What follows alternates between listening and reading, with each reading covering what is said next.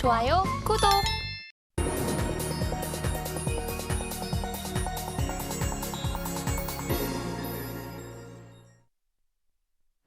개인 투자자가 아닌 전문가는 장 시작 전 뉴스를 볼 때 어떤 부분에 초점을 맞출까요? 오늘의 일면 헤드라인입니다. 비트코인 내년 2억 넘는다. 6배 폭등 가능성. 어떻게 코인에 좀 올인을 해야 할까 하는 일각의 시각도 있지만 다만 너무 과도하다라는 우려도 함께하고 있습니다. 오늘의 일면 헤드라인 풀어주실 분이죠. 진해인베스트먼트 정선호 대표 함께합니다. 어서 오세요. 네, 반갑습니다. 네, 대표님. 가상자산 대장주인 비트코인이 이틀 연속 연고점을 갈아치우고 있습니다. 비트코인 현물 ETF 승인이 임박했다라는 기대감에 상승 중인데 5천만 원 돌파할 수 있을까요? 일단 사실 비트코인에 대한 이런 기대감들 굉장히 앞으로 더 오를 것인가 말 것인가 여기에 궁금증을 가져가신 분들이 많을 거라고 생각을 해요. 근데 일단은 저는 2억을 돌파한다 이런 거는 이제 월가에서 나오고 있는 그런 전망이고 2억까지는 무리라 하더라도 그럼에도 한 1억 전에 있던 고점까지는 가능하지 않을까라고 좀 생각을 해보고 있어요. 일단 첫 번째로 그러한 이유가 뭐냐고 하면은 일단 중요한 게 지금 비트코인이 올라가는 이유. 여러분들도 알다시피 블랙록 비트코인 현물 ETF가 지금 미국 증권 예탁결제원에서 이제 현물 승인 상장이 되었습니다. 그러다 보니까 지금까지 최초로서 이제 DTCC에 등록된 최초이자 유일한 비트코인 현물 ETF가 상장이 되게 된 거예요. 그러다 보니 등록이 되면서 지금 뭐가 또 기대가 되느냐.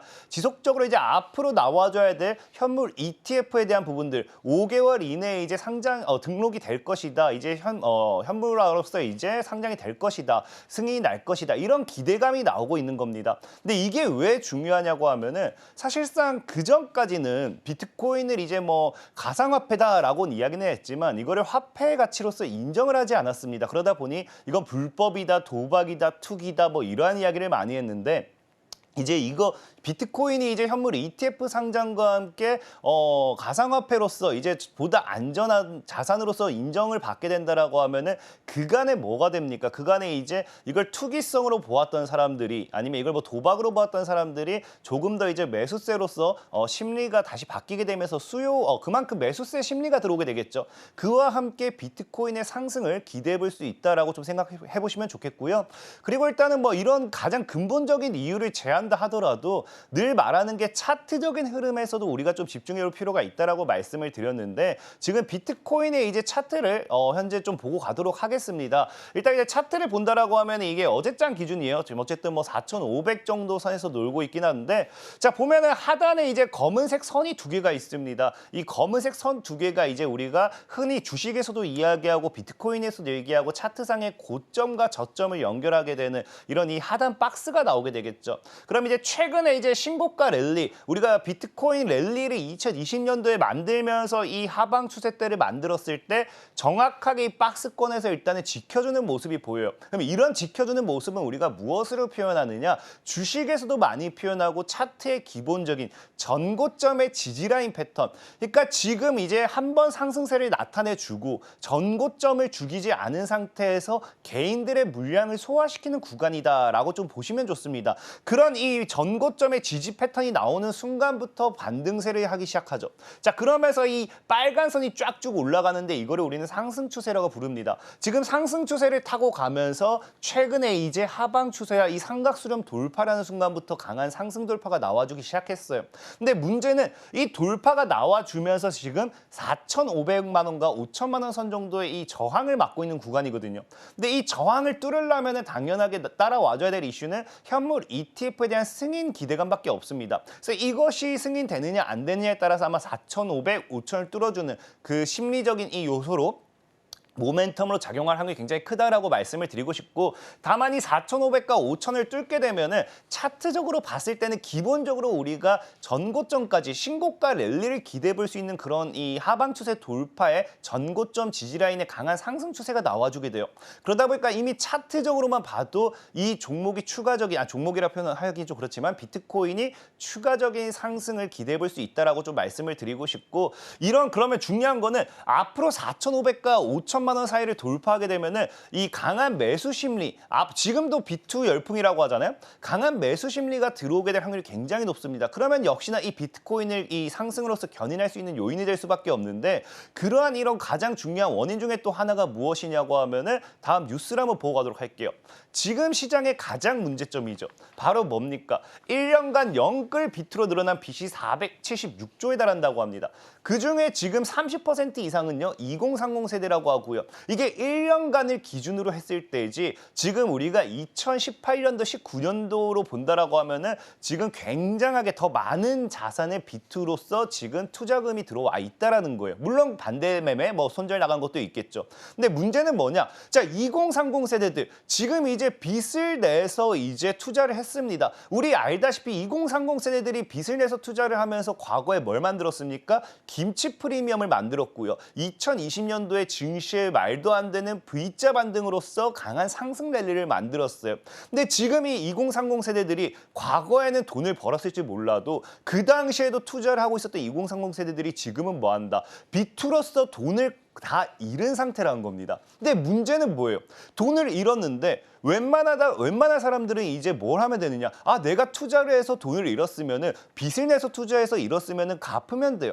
근데 지금 2030 세대들의 이 사회적인 가장 큰 문제가 뭐냐? 일을 하지 않는다는 거죠. 그러니까 신용불량자가 굉장히 많다는 거예요. 이 빚은 갚아야 되는데 빚을 갚아야 될 능력이 없다는 게 지금 현재 시대에, 현재 상황에서 가장 큰 문제고, 그러다 보니까 이 2030 세대들, 그다음에 나아가 좀 더 이제 비투 열풍으로서 돈을 많이 잃은 세대들이 무엇을 노리느냐? 또 추가적인 비투 열풍을 기다리고 있다는 겁니다. 왜? 내가 지금 어차피 5천만 원이면 5천만 원, 1억이면 1억, 정말 적게는 몇 천부터 많게는 수억까지 빚을 낸 사람이 있거든요. 200~300만 원씩 벌어서는 절대로 그걸 갚을 수가 없기 때문에 무엇을 기다리느냐? 다시 비트코인이 아니면 올라가는, 다시 주식이라든지 비트코인이 올라가는 그 시점을 기다린다는 겁니다. 그렇다라는 거는 아까 앞서 얘기했다시피 기본적인 현물 ETF 승인과 함께 비트코인 시장에 이 수요 심리가 살아나게 된다라고 하면은 뭐가 따라와 줄 수밖에 없느냐? 정말 마지막이다라고 생각하는. 왜? 과거에도 어땠습니까? 과거에도 김치 프리미엄 하면서 비트코인이 날아갈 때 그 당시에 투자하지 않고 있던 사람들만 돈을 잃은 거거든요. 비트코인은 비트코인은 말도 안 되는 거야. 저게 어떻게 가상화폐야? 저거는 불법이야. 저거는 도박이야라고 했던 사람들. 그런 사람들이 비트코인이 4천만 원 가니까 끝났다. 5천만 원에 끝났다. 하다가 7천만 원, 8천만 원에 올라타 가지고 지금 다 손실 보고 있는 분들이 굉장히 많죠. 그래서 그때를 경험했던 사람들이 뭐 할 수밖에 없냐고 하면은, 정말 아까 앞에 얘기했죠. 비트코인이 차트만 본다 하더라도 4,500만 원에서 5천만 원대를 돌파한다라고 하면은 굉장히 상승으로서 강력하게 쏘아 올릴 수 있는 그런 차트라고. 자, 그럼 이게 다시 이제 5천만 원 돌파를 시도하기 시작하면은 과거와 똑같습니다. 5천만 원 돌파는 무슨, 돌파하는 순간 사야 되나? 사야 되나? 사야 되나? 그러면서 다시 뭐 합니까? 2030 세대들, 그다음에 나아가 비트로서 돈을 잃었던 사람들이 뭐 할 수밖에 없습니까? 다시 투자를 할 수밖에 없어요. 왜? 빚을 갚아야 되니까요. 내가 신용 불량자이기 때문에 살아가기 위해선 빚을 갚으려면 앞으로는 또 다시 투자를 해서, 우리가 돌려막기 같은 개념이겠죠? 다시 투자를 해서 수익을 봐서 그걸로 갚아야지, 이 생각밖에 없습니다.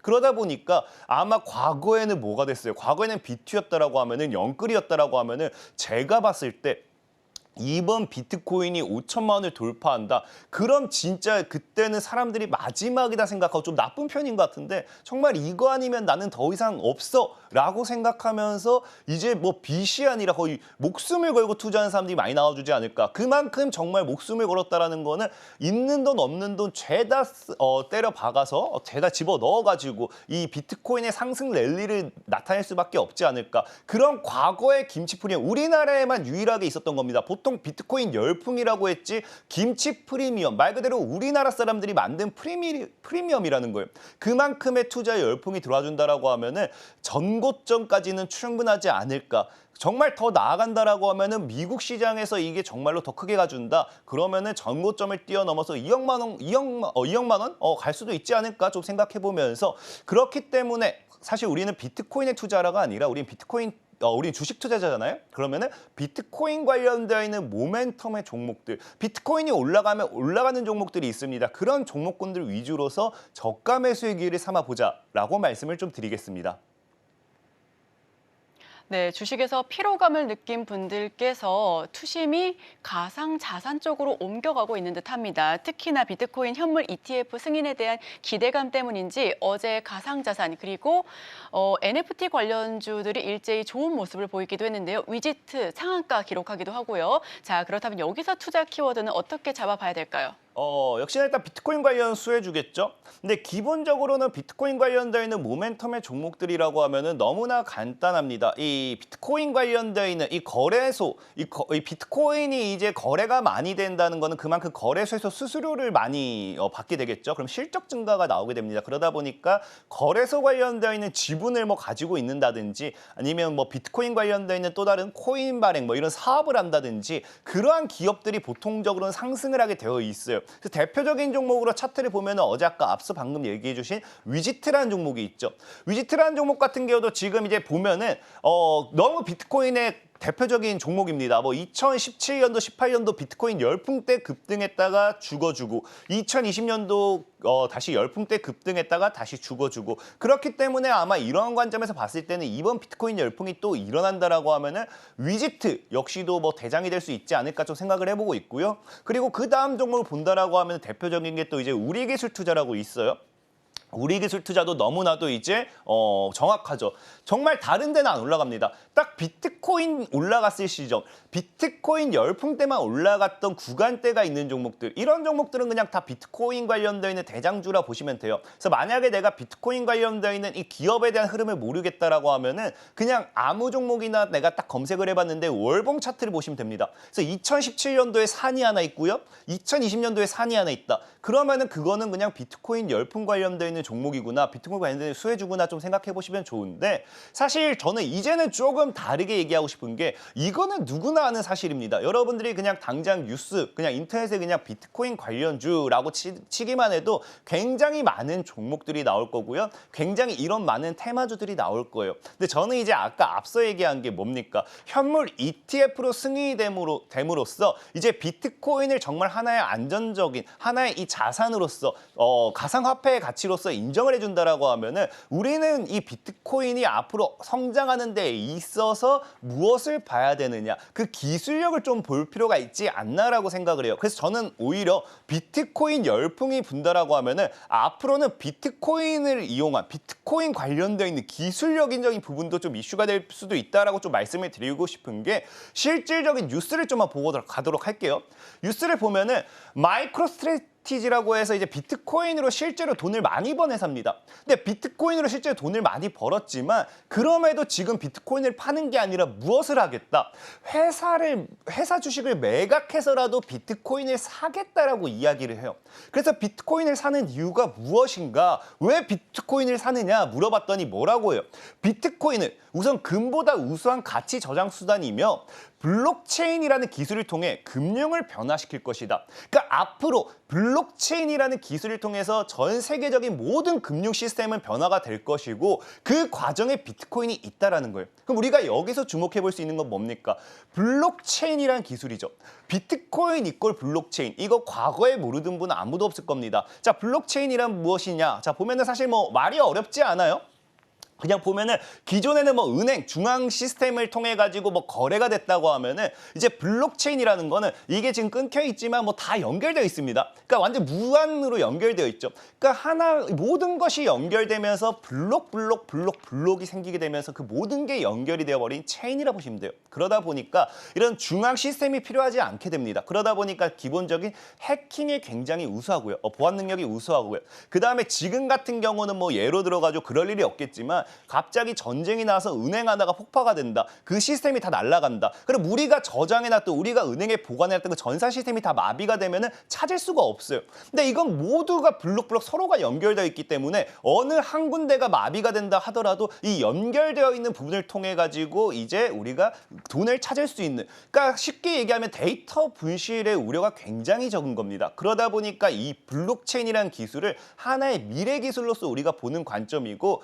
실제로서 여러분들 삼성전자 같은 경우도 어떻게 표현하느냐? 자, 보시면 아시겠지만 삼성전자도 뭐한다? 과거에 제2의 반도체를 뭐로 보고 있다? 삼성의 블록체인 기술로 보고 있다. 그래서 과거에 이재용 회장의 발언이 블록체인 시스템을 정말 더 정말 이 역에 찬양을 하면서 역에 투자해야 된다라는 이야기까지 나왔습니다. 지금도 이거는 변함이 없는 상황이고요. 그러다 보니까 뭐라고 해요? 과거에는 삼성 코인이 나오는 거 아닌가라고 이야기가 나올 만큼 삼성에서는 무엇을 했다? 블록체인 관련되어 있는 모멘텀에 대한 투자를 지속적으로 했다라는 거고, 이게 지금 삼성뿐만 아니라 지금 다른 대기업들도 어떻습니까? 다음 뉴스를 볼게요. 다른 대기업들도 본다고 하면 뭐라고 해요? 블록체인에 올라타라라고 하면서 블록체인은 미래 신기술이고 미래의 승부처라는 겁니다. 그러다 보니까 LG라든지 SK라든지 현대차, 삼성 모든 대기업들이 뭐예요? 블록체인 기술에 투자를 하겠다라고 이야기를 하죠. 그러면은 지금까지는 사실 블록체인 기술과 비트코인 뭐 다르다면 다르고 같다면 같습니다. 근데 우리가 비트코인에 묻혀있던 게 블록체인인데 비트코인이 보다 이제 안정적인 자산으로서 인정을 받기 시작하고 안정적인 투자로서 사람들이 인식을 하기 시작한다라고 하면은 이 블록체인에 대한 기술 역시도 뭐가 될 수밖에 없다. 시장에 더 관심을 받을 수밖에 없다라는 거예요. 그래서 저는 이 비트코인이 앞으로 뭐 정말 2억, 뭐 1억, 2억 이렇게 올라갈수록 블록체인이라는 기술의 가치력은 더 올라가지 않을까 좀 생각해보고 싶은 거고요. 자, 그리고 실질적으로 더 중요한 거는 제가 주식에서도 이제 주식 쪽에서도 블록체인 관련주를 봐야 되는 게 뭐냐고 하면은 다음 뉴스가 중요합니다. 지금까지는 없었어요. 뭐라고 해요? 그러니까 지금 과기정통부가 국내 최초로 뭐 하겠다? 코스닥 상장 블록체인 사업체 나올 수 있도록 지원하겠다. 그러니까 뭐 비트코인이 아니긴 하지만 뭐다? 지금까지 블록체인 사업 관련되어 있는 이런 제대로 된 블록체인만 하는 이런 기업이 나와서 상장되어 있는 기업이 없습니다. 아까 뭐 얘기했지만 블록체인은 뭐 비트코인과 함께 생겨나기도 했고요. 뭐 지금 굉장히 뭐 앞으로 나아가야 될 부분이 굉장히 많다 보니까 아직까지 뭐 블록체인이란 기술만 놓고 봤을 때는 비트코인이 있기 때문에 블록체인을 빚을 바라는 거지 블록체인만 가지고서 아직은 빚을 바라기에는 사업적인 부분이 조금은 적어요. 그래서 블록체인을 통한 뭐 우리가 휴대폰도 옛날 삼성도 보면은 블록체인 핸드폰 만들겠다 뭐 그런 식으로 얘기를 했었거든요. 그러니까 블록체인 기술을 통한 앞으로 더 많은 사업들이 생겨날 거고 그 과정에서 뭐 하겠다. 국내 최초 상장사를 만들겠다라고 이야기를 한 만큼 제가 보는 관점에서는 뭐예요? 이 블록체인 관련되어 있는 모멘텀이 앞으로 비트코인과 함께 굉장히 크게 갈 수도 있다라고 좀 말씀을 드리겠습니다. 네, 2007년부터 9년까지 서브프라임 모기지 사태와 리먼 브라더스 사태를 겪으면서 중앙은행에 대한 불신이 생겼습니다. 그때 생겨난 게 바로 블록체인으로 구현한 비트코인이라는 암호화폐였는데요. 블록체인 안정성과 함께 보안이 굉장히 강점으로 자리 잡고 있는 기술이죠. 자, 그렇다면 바로 종목 이야기로 들어가 보겠습니다. 일단은 역시나 오늘 이제 비트코인이 아니라 비트코인 관련 수혜주, 블록체인으로서의 좀 종목들을 준비해봤고요. 첫 번째는 시티랩스라는 종목이에요. 시티랩스는 사실 여러분들이 이걸 뭐 최근에 들어서 종목명은 좀 헷갈릴 수도 있는데 과거의 상호가 뭐였느냐? 데일리 블록체인이었어요. 그러니까 이름만 들어도 뭐한다? 우리는 블록체인에 투자를 하겠다. 그냥 이름만 블록체인이 박혀있다 보니까 아마 당시에 블록체인 관련되어 있는 수혜주다라고 하면 이 종목밖에 없지 않았을까 좀 생각을 해보고 있고 그러다 보니까 시티랩스 이 기업은 과거 상호 변경 전부터 해가지고 블록체인 관련되어 있는 사업에 지속적인 투자를 했습니다. 그러다 보니까 블록체인 관련되어 있는 모멘텀이 좀 엮여 있다 좀 보시면 좋겠고요.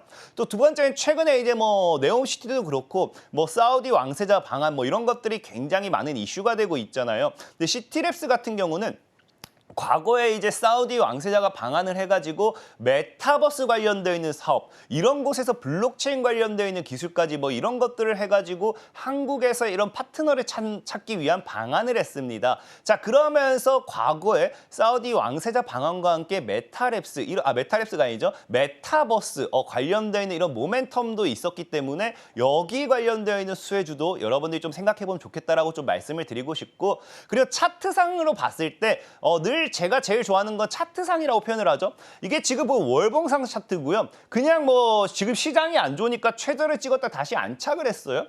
최저가에서 기술적인 반등을 노려볼 수 있는 저가 매수의 기회로도 볼 수 있는 구간이지 않을까 좀 말씀을 드리면서 시티랩스라는 종목 소개를 시켜드리도록 하겠습니다. 네, 첫 번째 종목 시트레스 들어봤습니다. 바로 이어서 두 번째 종목도 알아봐야죠. 두 번째 종목 바로 들어보겠습니다.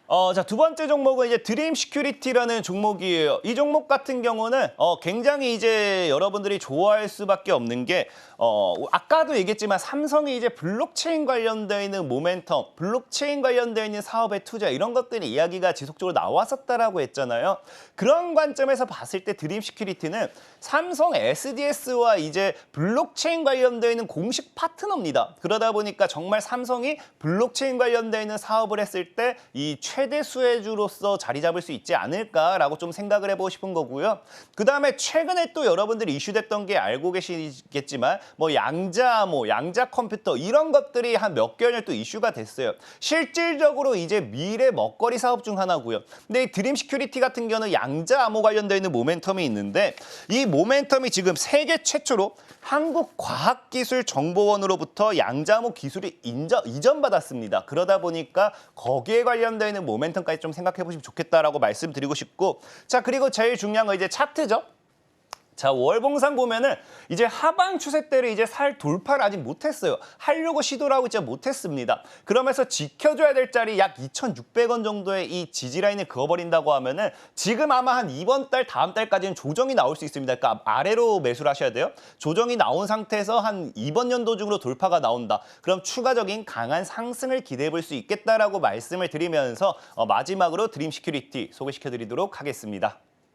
네, 두 번째 종목 드림 시큐리티까지 들어봤습니다. 앞으로 계속해서 보안 관련된 이슈는 앞으로 많은 관심을 갖고 계시면서 쳐다볼 것 같습니다. 해당 종목 두 가지 모두 눈여겨봐 주시면 좋겠습니다. 지금까지 진인베스트먼트 정선우 대표와 함께했습니다. 오늘 말씀 고맙습니다. 감사합니다.